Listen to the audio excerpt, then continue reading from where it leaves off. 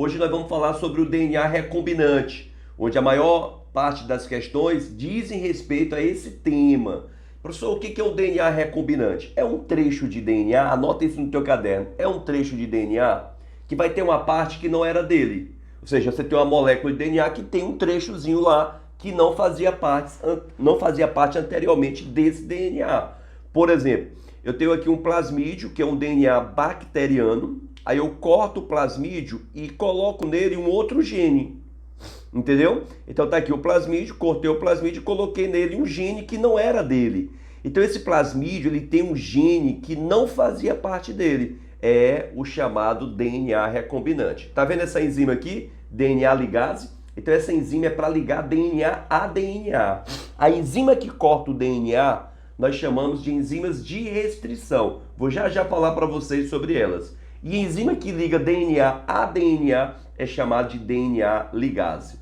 Então, quais são as aplicações, pessoal, desse DNA recombinante? A produção de organismos transgênicos, que são aqueles indivíduos que têm genes de outras espécies, a produção de vacina de DNA, que eu vou já te explicar também, e da terapia gênica, ou seja, a cura de doenças genéticas, que até pouco tempo atrás achava-se que era impossível. Então vamos lá, enzimas de restrição.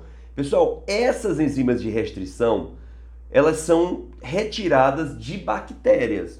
E nas bactérias, elas têm como função matar ou destruir o DNA viral. Existe um grupo de vírus chamado de bacteriófagos, que são vírus que só infectam bactérias. Então, quando esse vírus entra na bactéria, ele introduz o DNA dele.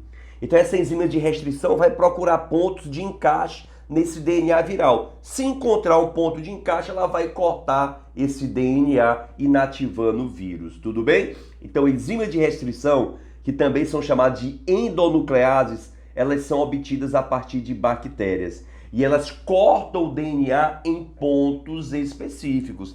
E nas bactérias, elas têm a função de proteger as bactérias contra infecções virais, né? Destruir vírus que tenham entrado na célula bacteriana. Tudo bem, pessoal? Agora vamos lá. A primeira enzima de restrição que foi identificada foi essa aqui, ó, a EcoR1. Eco, que vem daquela bactéria chamada de Escherichia coli, que é uma bactéria típica do nosso trato intestinal. E R de restrição e 1 de primeira enzima de restrição identificada. Ela vai lá, corta o DNA, aqui ó, você tem um DNA branco e um DNA preto. Então eu corto o DNA branco com a enzima de restrição num ponto específico, o DNA preto também com a enzima de restrição no mesmo ponto específico.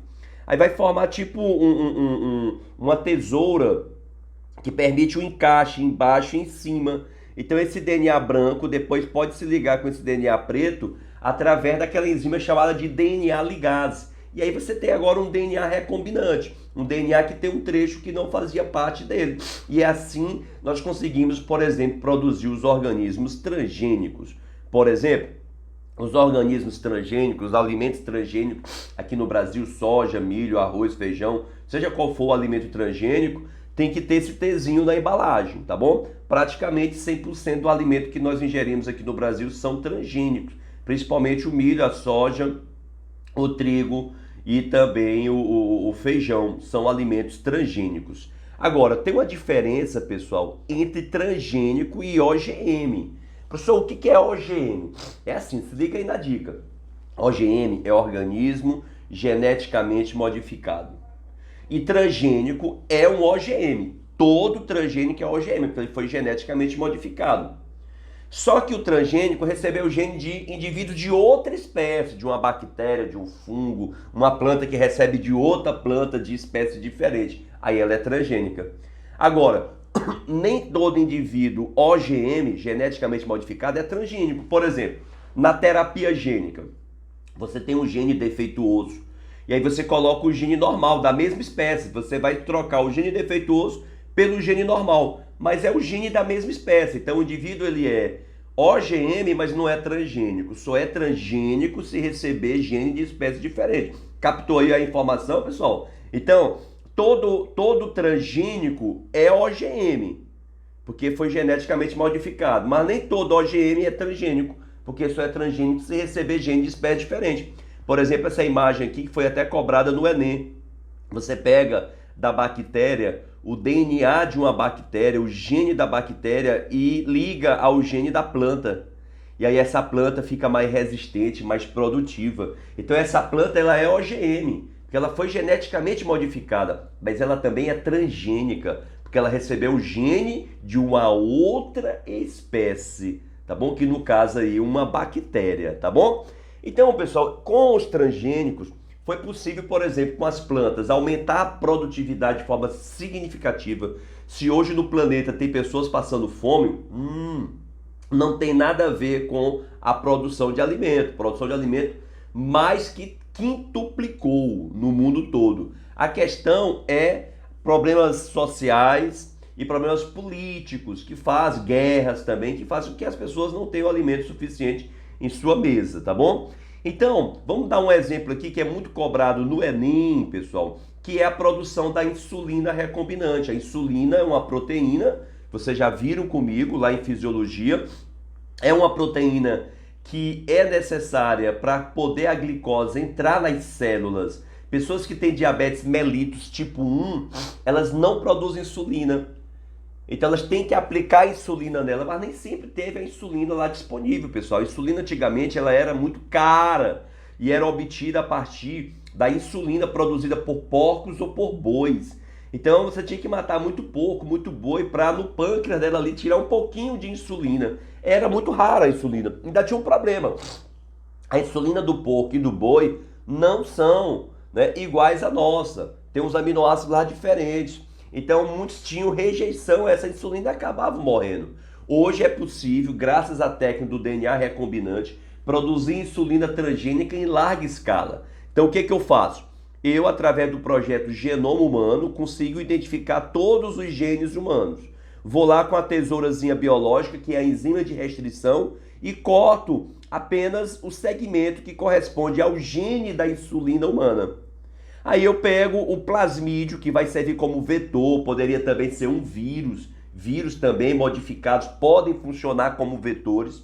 Então eu pego o plasmídio, que é um DNAzinho bacteriano, e corto com a mesma enzima de restrição que eu cortei o DNA humano.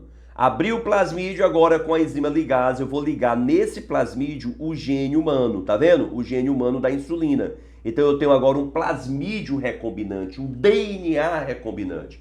Eu pego esse plasmídio, que vai servir como vetor, esse plasmídio recombinante, e introduzo ele na bactéria. Agora a bactéria ela é transgênica, porque ela tem gene de outra espécie, tá bom? Ela é um OGM transgênico. Aí, ó, dentro da bactéria, o plasmídio ele vai se multiplicar várias vezes. Ó, eu tinha um plasmídio, agora eu tenho vários plasmídios. E quando a bactéria também se duplica, ela duplica também o plasmídio. Uma coisa interessante, não basta ter apenas o gene, pessoal. Tem que ter a expressão gênica. Tio Antena, o que é expressão gênica? Expressão gênica, pessoal, é quando o gene, que é DNA, vai ser transcrito em RNA mensageiro e esse RNA mensageiro vai ser traduzido em proteína. Aí sim você tem a expressão gênica. No caso, essa proteína que vai ser expressa aí é a insulina. Aí depois basta matar essas bactérias e isolar essa insulina para ser aplicada em pessoas. Eu consigo assim usar um espaço menor e produzir insulina em escala industrial, com um preçozinho, ó, bem baratinho. Aqui no Brasil, inclusive se você fizer o seu cadastro no governo, você recebe gratuitamente a insulina. Tudo bem, pessoal? Então a insulina humana, do gene humano produzido em bactéria. Teve um caso também em Pernambuco, em que eles usaram o gene humano da insulina e colocaram numa cabra. E a cabra dava leite com insulina. Legal, né, pessoal? Legal, posso mandar esse gene aí para quem eu quiser, tá bom? Olha novamente aqui o exemplo. O plasmídio foi cortado com enzima de restrição, o gene foi cortado com enzima de restrição, liga um no outro, pronto, eu tenho um plasmídio recombinante, bota na bactéria. Na bactéria, o plasmídio se multiplica, essa multiplicação do gene aí na bactéria, a gente pode também chamar de clonagem gênica, porque eu tinha um gene humano, agora eu tenho vários genes humanos. Então ele se clonou. Aí o gene vai se expressar produzindo a molécula de insulina humana. De novo. Aí tem uma lista de exercícios para vocês que tem várias questões falando sobre isso. O que é a expressão do gene? É o gene produzir RNA para depois produzir proteína, tá bom? Transcrição para depois ter a tradução. Vem aqui comigo. Vamos falar sobre a terapia gênica. Uma pessoa tem, por exemplo, anemia falciforme, que as hemácias ficam em forma de foice, a pessoa tem dificuldade para transportar oxigênio e vários outros distúrbios devido a essa má formação das hemácias, devido a apenas um gene defeituoso. Então, se eu colocar o gene normal no lugar do gene defeituoso, eu curei a pessoa, fiz uma terapia gênica. Por exemplo, eu pego aqui o gene normal da proteína, da hemoglobina, e coloco em um vírus. Agora quem vai funcionar como um vírus como vetor é um vírus. Pego esse vírus, coloco na célula e o vírus liga o material genético dele ao DNA da célula. Essas células são multiplicadas em laboratório e depois são aplicadas aqui na pessoa, no caso da medula óssea vermelha. E lá na medula óssea vermelha elas vão se multiplicar e vão produzir hemácias agora normais. Hemácias sem serem em forma de foice. Eu curei uma pessoa que tinha anemia falciforme. Algo semelhante, pessoal, é feito no doping genético. Não sei se vocês já ouviram falar. Tem pessoas que já têm genes que promovem nessas pessoas um aumento da massa muscular, um aumento da produção de hormônios, de proteínas, que aumenta a massa muscular, naturalmente. Então, sabendo quais são esses genes, através do projeto Genoma Humano, eu posso cortar esse gene e aplicar na pessoa. Aí essa pessoa, teoricamente, vai aumentar a sua massa muscular. É o doping genético. Mas qual é o problema do doping genético? Lembre-se, colocar o gene na pessoa é a coisa mais fácil do mundo. Mais fácil entre aspas. Mas é simples. A questão é o controle da expressão do gene. Primeiro, será que esse gene vai realmente se expressar? E se ele vai se expressar, ele vai produzir o que eu tenho interesse? Ou ele poderá produzir substâncias que não são legais para o corpo ou que não irão contribuir em nada? Então nós ainda não temos o controle total da expressão dos genes. Por isso que terapia gênica não é algo tão simples, tá bom? Não é algo tão simples, porque eu tenho que ter um controle da expressão gênica, ok? E por último, para encerrar a nossa aula, a vacina de DNA pode ser cobrada nos vestibulares. Por exemplo, eu quero fazer uma vacina contra a Covid-19. A vacina tradicional, você pega, atenua o vírus, enfraquece o vírus, coloca na vacina e aplica na pessoa. Aí a pessoa reconhece os antígenos do vírus, produzindo anticorpos e células de memória. Mas na vacina de DNA, sabe como é que é feito?